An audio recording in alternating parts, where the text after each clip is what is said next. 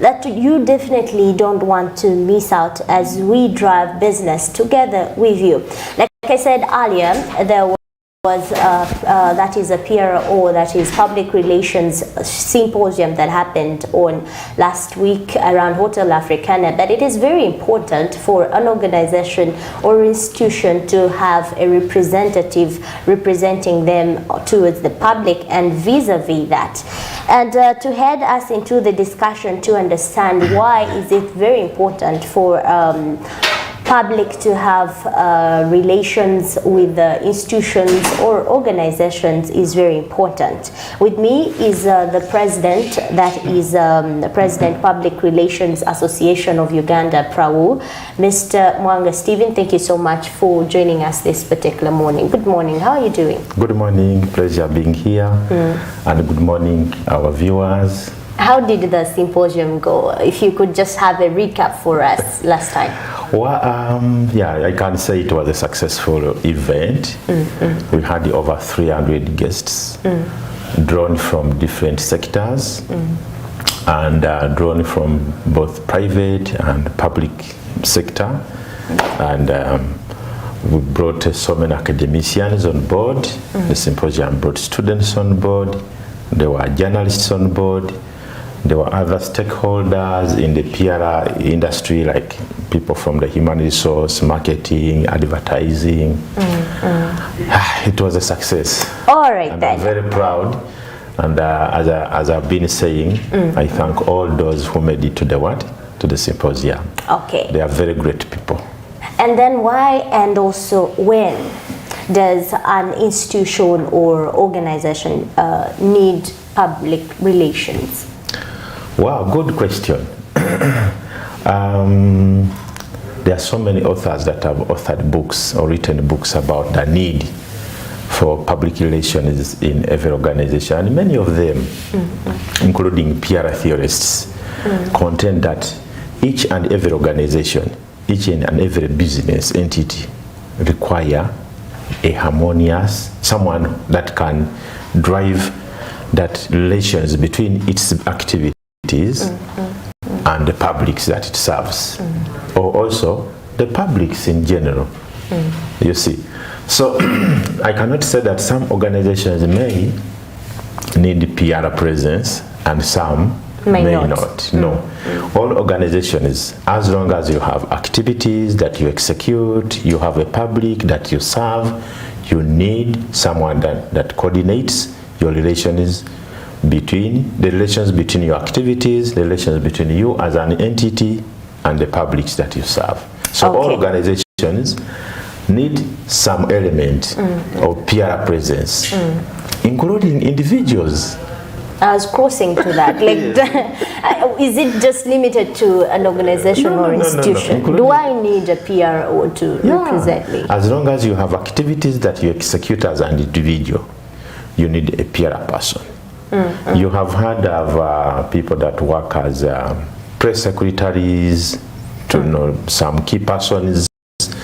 You've heard of people that work as PR handlers for key persons. Personal assistant. Not personal assistant, not really. Personal assistant probably will drive the activities of the person, of the principal.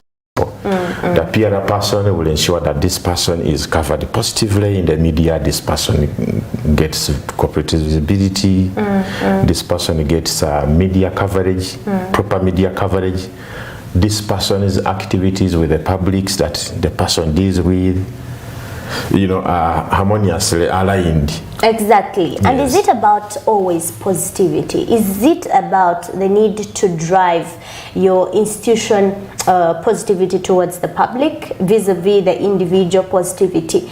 Don't you have negative responses and needs you to actually go negative at some point? I do not know. Share with us, please. Good question. And many people ask this question, and also many of us in the practice experience these things.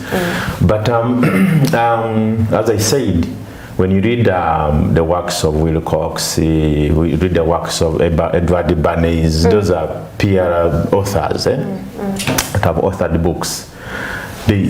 Although to some extent, they acknowledge the fact that the PR person, you know, may have to manage, may have to not to just be positive about the organization, you know, and also stemming from the modern father of PR, the father of modern PR, Alexandra Ivil used to work for a railway station, a railway company, and there were strikes ever, and the locomotives were breaking down, and he tried to minimize the crisis, but at some point he had no choice but to say the truth, to tell the public that. So coming back to your question, yes, it's not always about the positive, but the principal thing is when you're employed as a PR in an organization, your cardinal duty is to ensure that your organization, your employer, is positively portrayed to the public. That's your cardinal duty. Because you are, as those theorists say, you are the eye and ear of the organization, yes, you know. So you have a cardinal duty to ensure that you protect the business interests, the corporate image, the corporate identity, the vision, the mission of your employer. And is it something that I have got to consider at the beginning of my career, the beginning of the organization, with the beginning of the institution, or a crisis has to happen and then I think about, okay, I think I need someone to represent me, to feel we are doing great as a company, as an organization. When does a PR come into an institution? Yeah, before I get to that, I was still saying that your cardinal duty is to ensure that your employer's corporate identity, employer's image, reputation, and so on are protected. However, in the course of doing our work, we encounter what? Crisis. A crisis will occur. Some crises are foreseen and somehow ignored. Others come as accidents, and you have no choice but to deal with them. So during a crisis, really, it depends on your ability to manage and how you go about it. And the skills are there. People, when people go to school, they are taught these skills on how you go about your crisis in an organization. So, and different organizations at top management level make different decisions on how they respond to what? To crisis situations. Some take up apologies, some deny. There are those that deny completely, but that is a decision taken at top management level. Your work as a PR is to ensure that you participate in that decision-making process so that you can effectively communicate it, you know? Whether true or false, you're protecting the institution. Yes, your cardinal duty is to ensure you protect your employer. That's why you're employed, you know?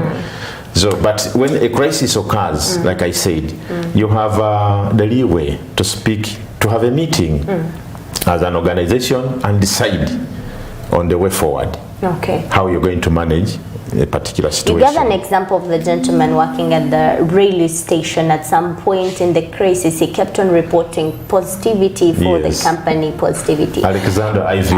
And when the time for breakdown comes, I feel like he reached a point and he broke down. That is why he revealed the truth. Yes. And what is the time, period or duration do you have to go with telling the public about positivity? But when you know something bad is happening or something wrong is ongoing, when do you break down? Or does this come with a risk attached? Is that the same reason as to why you keep positive? Yes, like I said, your cardinal duty is to ensure that you're protecting your organization, whether you're telling the truth or you're minimizing damage. You have a duty to protect the reputation and image, business interests, as I said, the corporate identity, the mission, vision of the company and of your employer. Yes. So like I said, when a crisis occurs in an organization, Like I said, there are different ways organizations respond to crisis situations. We have now digressed into crisis talk, PR communication. But organizations really have different approaches. And this is agreed upon in a meeting. And when a crisis hits, there should be a meeting quickly held, so that the organization takes a position on how they are going to respond on the situation. And the role of the PR person really in this situation, one is to ensure that they guide the top management on which decision they are going to take. The second role is to ensure that that decision which is taken is effectively communicated to the affected publics. Okay. Yes. So now, going back to your question, when do you break down to say, I need a public relation, and also I need maybe to take a decision and say, yes, this is what is happening when the crisis happens. When is the breakdown? Okay, two things here. Are we going to say that when a crisis occurs, you're protecting the institution, but you know the truth and you don't want to say it? Usually what I tell my students is that, and colleagues that we share this information with, is that during a crisis, if you choose to lie, you should be a smart liar, a smart person who will consistently tell the lie. And that depends on your skills and the knowledge. Lying skills? Yes, not really lying skills. This is about communication skills. Okay. Yes. You need to envision the outcome of your position. What are the likely impacts? Yeah, what is this going to lead us to as an organization? And you visualize, and then so you take a position. It's okay, now we are going to deny that this situation is happening in this organization, but we know that this will take us here. When we reach here, we will take this path. You understand? And when we get there, we'll take this path, and finally we'll arrive here. That is planning communication during a crisis. And like I said, the organizations that don't take that path, some organizations go out with a full apology, depending on the nature of the crisis. And they say, we are sorry, this happened, it went out of our hands, and we are working on, we are working on corrective measures so that this crisis does not occur again. Yes, yeah. So it really depends on how you as an organization decide on how to respond to a crisis situation. Now, should someone, an entity or maybe an individual, wait for a crisis to occur before they make use of PR? No. Yes, like I said, individuals that run activities, entities, organizations that run activities, all of us require the element of what? Of public relations. Public relations. We need those services because, as I can't I just hire one? Yes, there are all those debates. Can PR services be hired? Or do we need to employ someone? Again, it is a management decision. Okay. There are so many organizations that hire services. There are advantages attached to hiring PR services, but there are also disadvantages attached to it. What are the challenges there? Yeah, when you hire PR services, these are the challenges, some of the challenges. One, the hired person really does not have very proper understanding of the organization, because the coordination, therefore, of activities, communication activities in the organization becomes a challenge because you probably call them to come in when there is a problem. Now, that compared to a person you employ, this person will be familiar with the operations, the person probably will be familiar with your legal regime, that puts you in place, how you operate. The person will be familiar with the coordination of offices. He knows which office reports to which office gives which information. You understand? And so it is easier for a person employed in an organization as a PR person to effectively, coordinate PR activities as compared to hired services. But as I said, these are decisions that are taken by organizations. They decide depending sometimes on the resource envelope, sometimes, but these are decisions that can be taken, but there are associated advantages and disadvantages on either sides. Okay. Yeah, At least we have weighed for the beginning the introduction of PR, and also when and why you actually need one for yourself. And as president of Prau, that is Public Relations Associations in Uganda, what role do you play here? Public Relations Association of Uganda, Prau, usually it is shortened as Prau. Prau is an association of professional communicators in Uganda. This association has been around since 1976. You see, we have stood the test of time as an association. The association that came on the scene like 10 years or 5 years ago, this association has been around since 1976, and really we owe this to our founders and so on, and the people that have managed the association in between to present. Yeah, so it is an association of communication professionals. We come together, one, to share knowledge, experiences, case studies, success stories, challenges, and so on and what, and so on. And we have a slogan. Prau's slogan is advancing PR excellence. So we are here to ensure that PR practice is streamlined as Prau. We are now moving into ensuring that PR training, you understand, is also what? Streamlined. Because it came to the association's knowledge that there are people that we have people that masquerade. I would say, for lack of a better word, people that want to be in the PR industry, but they are not trained to be in the PR industry, to practice PR. To practice spokesperson. Others call it spokesperson. Spokesperson. There are so many titles. Others call them, spokesperson is the media relations person, things like that. Communication manager, directors, all those things. But this is a profession. This is a profession. Communication, PR communication is a profession. So one of the things that the association is doing is to ensure that all those people that want to practice PR must receive training, or must have received what? A training. Yes. Because this is a profession. It's not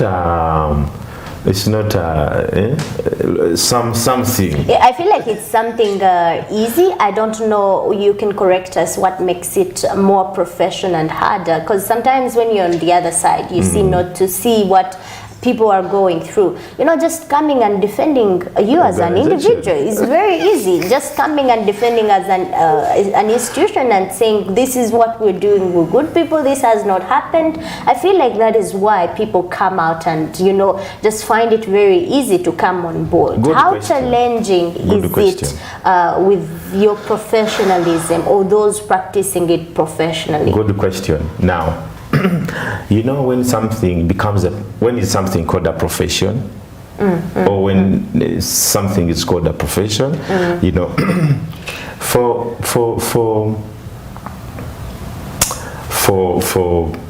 something to be called a profession, one, it must have a body of knowledge.